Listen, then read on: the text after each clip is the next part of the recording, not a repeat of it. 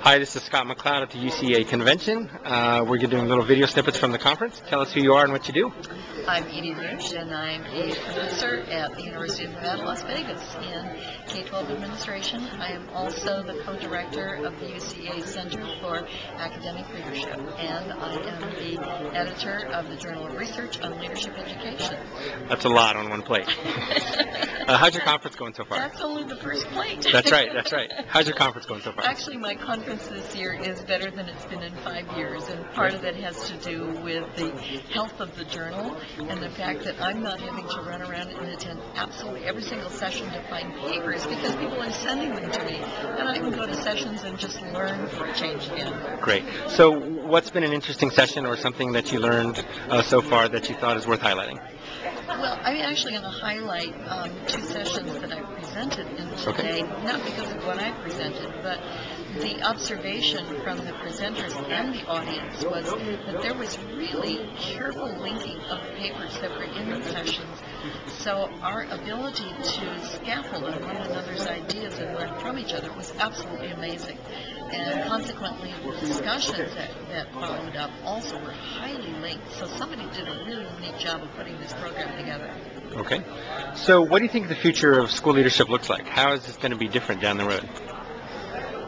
You know, I wish I could answer that question. I made an observation in one session that I was in this morning that after listening to all of our concerns about preparation and looking at some of the data that's actually coming out on actual practice long term, I'm not so certain our issue is really preparation.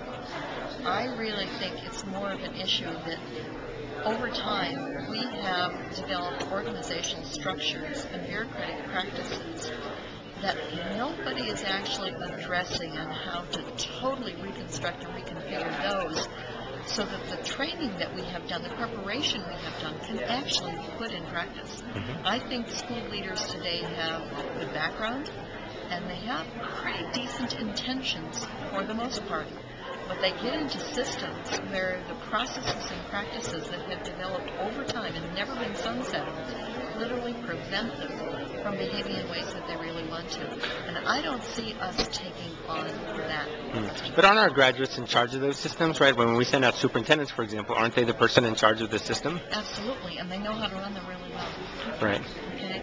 And they are so cemented in place, and the time that they would have to rethink them is non-existent. Okay. So when you look at the concept of restructuring anything, when you are in the middle of it, it's pretty hard to think it differently. Right. You can know it needs difference, but you don't have time to do that. And as I look particularly at our large urban systems, you find me a school administrator that has time to even deal with the paperwork on his or her desk, much less redesign how the organization is functioning at this moment in time. Yeah. They tinker with it, but to tip it upside down and make it into something that actually will work more effectively and honor the values and beliefs they had, I don't think they have time to do it. I mean, if there's a mission I think we could take on and begin to look and invest our time in, it would be how do we redesign this thing that we actually helped build? Correct. A lot of wisdom in that last statement. Thanks, Edie. Appreciate it. Hope you have a great conference. Thank you.